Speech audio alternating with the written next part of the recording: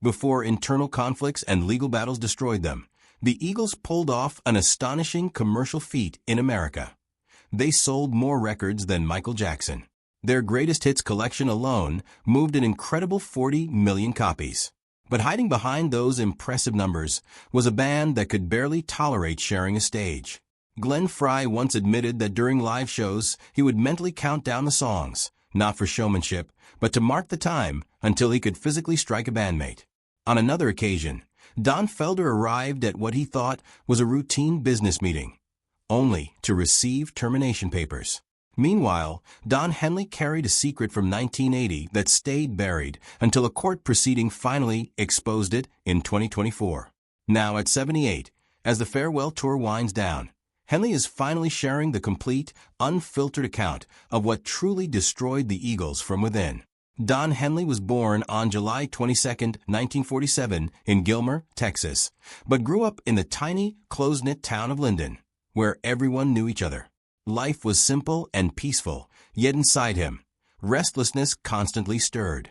As a teenager in the early 1960s, he tried out for the high school football team, hoping to be part of something meaningful. But he was only 5 feet 8 inches, thin, and easy to overlook. The coaches saw no promise in him, kept him benched repeatedly, and one even advised him to quit before getting hurt playing against bigger boys. That rejection cut deep. At 17, he felt a door slam in his face. But instead of giving up, he pivoted. In 1964, he joined the school band, starting with trombone, then switching to drums. Gradually, without realizing it, he built the rhythmic foundation that would one day shape unforgettable songs. What felt like failure quietly became direction. Home life offered little relief. His father, C.J. Henley, a World War II veteran, ran a small auto shop in Linden. He was strong, but his health failed as heart disease took over by the late 1960s. Don left for college, first at Stephen F. Austin, then North Texas State University, studying English literature. But something kept pulling him home. In 1969, he made a life-altering choice. He quit college after 3 semesters and drove roughly 200 miles back to Linden. He stayed by his father's side through long, silent days. Watching someone you admire slowly fade leaves an indelible scar. On July 7, 1972, his father died at 65. That loss stayed with Henley, shaping his view of time, regret, and emotional depth. Years later, you could hear it in his songs, lyrics about forgiveness, time slipping away, and words left unsaid. They were fragments of those painful days. Even before all this, music entered his life through an almost forbidden route. Late at night, when the house was quiet, he hid a small radio under his pillow. In a town where church rules were strict and rock music was banned, those late-night signals felt illicit. Distant stations broadcast voices and sounds foreign to Linden, country R&B, wild radio hosts, distant guitars. It was like another world sneaking into his dark bedroom. Those sounds stayed with him. By high school, he had formed a band called the 4 Speeds, and they even recorded a song titled Hurt On. It was small and local, but it was a start. After finishing school, he pursued music more seriously. In 1969, he left college entirely. Alongside Texas friends, he formed a band called Shiloh. They were young, hopeful, and searching for their place. Then something unexpected happened. In a Dallas clothing store, a known musician hangout, they met Kenny Rogers. Rogers saw potential, signed them to his label, and took them to Los Angeles in June 1970. For a moment, everything seemed to align. They recorded an album, stayed at his house, and lived the dream. But when the album came out, nothing happened. No chart success, no interest, no support. Then, just before their single dropped, bandmate Jerry Surratt died in a dirt bike crash. The band unraveled, disputes grew, direction vanished, and by April 1971, Shiloh was done. It looked like another failure, but that failure had quietly placed Henley exactly where he needed to be. By summer 1980, the Eagles remained one of the biggest bands worldwide, but internally, everything was unraveling. They had spent months touring after releasing The Long Run in 1979, and all prior issues intensified. Money became sensitive, control a battlefield, and ego fueled every minor disagreement. When they walked onto the Long Beach Arena stage on July 31, 1980, for a benefit concert supporting California Senator Alan Cranston, they were not approaching as a healthy band, but walking into their ultimate breakdown. Even before the show, Henley and Fry had argued backstage. The atmosphere was toxic, the anger no longer hidden.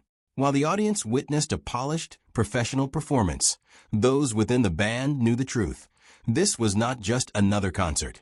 This was the night the Eagles were publicly dying while pretending everything was fine. At one point, Henley leaned toward Don Felder and muttered words the crowd couldn't hear. "I'm going to kick your ass when we get off the stage." Years later, Felder said that was the moment he knew the band was over. They were still standing together, still playing songs, but the friendship, trust, and whatever once united them had evaporated. Glenn Fry escalated further. Trouble reportedly began after Felder made an insulting remark about Senator Cranston. Fry reacted poorly, and instead of calming down, repeatedly approached during the concert and threatened Felder between songs, telling him he would kick his ass once the show ended. He kept counting down the remaining songs, turning the concert into a slow march toward a physical fight. So there they were, performing songs like "The Best of My Love" before roughly 20,000 people, while behind the smiles and harmonies, chemistry had turned into outright hatred. Later, Fry confessed that during that night, he realized he needed to leave. After Long Beach, the Eagles essentially stopped functioning as a real band. They still had commitments to fulfill, which is why Eagles Live appeared in November 1980. But even that release showed how shattered things had become. Portions were assembled from different shows because members could barely tolerate working together. Henley later described the breakup in starkly simple language. They were exhausted, drugged out, and couldn't stand each other. The Eagles weren't dismantled by a manager or label. They collapsed from within. For years, Henley dismissed a reunion as a joke, famously saying the band would get back together when hell freezes over. It sounded like a sarcastic remark to silence inquiries, and for a long while it worked. From 1980 to 1994, the Eagles were essentially finished.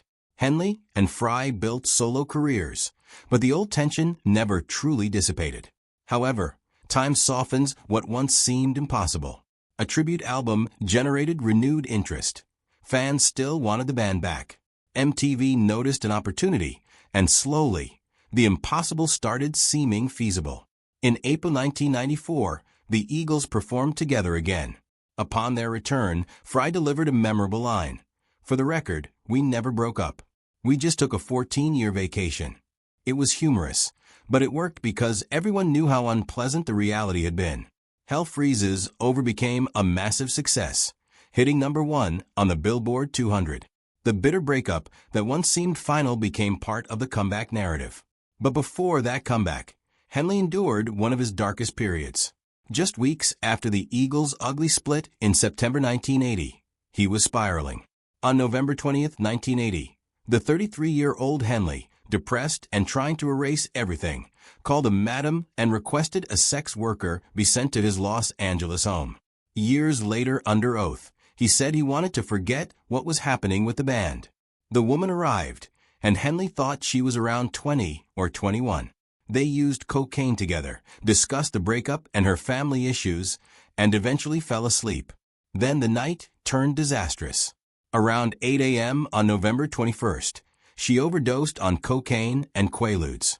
She was naked in Henley's bathroom, convulsing.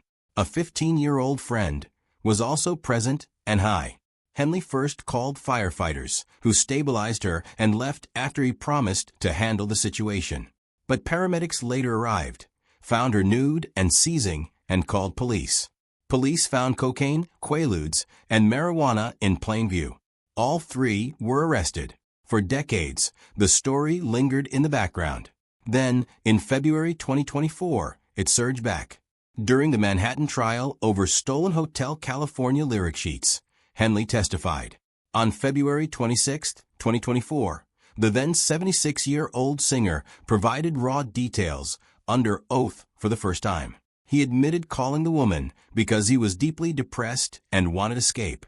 He called it a poor decision he regretted, one he had lived with for 44 years. He insisted there was no sex, saying he didn't recall anatomical details but knew it hadn't happened. He said they did cocaine together, and only later did he learn from police she was underage. The testimony spread rapidly online, and a scandal from 1980 was suddenly revisited by a new generation. What made the original case remarkable was how leniently Henley was treated. On February 24, 1981, in Santa Monica Superior Court, he pleaded no contest to one misdemeanor count of contributing to the delinquency of a minor. He received 2 years of probation, a $2,500 fine, and had to enroll in a 2-year drug diversion program. After completing the program, the cocaine and Quaalude possession charges were dropped. The girl recovered, while her 15-year-old friend faced drug charges. Henley later wrote to his probation officer that he had supplied drugs and they had attempted to make love, though he maintained there was no full sexual act. No jail time resulted from a case involving drugs, an underage overdose, and a chaotic scene at his home. To many, it looked like clear rock star privilege. That is the core of the late Eagles story. What ended the band was never just one scandal, fight, or bad night.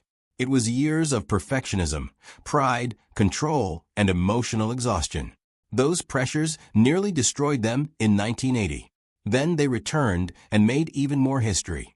But after Frey's death, the burden of carrying the Eagles' name changed again, less about reviving old magic, more about preserving it a while longer. Even so, their legacy numbers remained impossible to overlook. Henley could reflect on 5 #1 singles, 6 Grammy Awards, and a solo career proving his endurance. The Eagles themselves sat near the top of the record books. Their greatest hits, 1971 to 1975, became the best-selling album in U.S. history, reaching 40 times platinum by January 2026, over 40 million units in the United States alone. It even surpassed Thriller in the American market, turning the band into a permanent fixture of music history. By 2023, the Eagles launched a farewell run called The Long Goodbye. Initially a normal final tour, it evolved into a Las Vegas Sphere residency beginning September 20th, 2024. By early 2026, the run expanded to 56 shows, with final dates extending through February and March. Over 700,000 fans attended the Sphere concerts, making it the venue's longest-running residency. In a place built for spectacle, songs like Hotel California and Life in the Fast Lane became even larger, wrapped in massive visuals and sound. Then came one more twist. In February 2026, Henley, now 78, said this would probably be the Eagles' last year on the road. He admitted saying similar things before, but this time felt different. After 55 years of touring, stopping felt acceptable. He spoke about wanting more time with family. He even mentioned wanting to grow vegetables. After decades of stadiums, lawsuits, fame, collapse, scandal, comeback, death, and survival, the ending he described was not dramatic at all. It was quiet.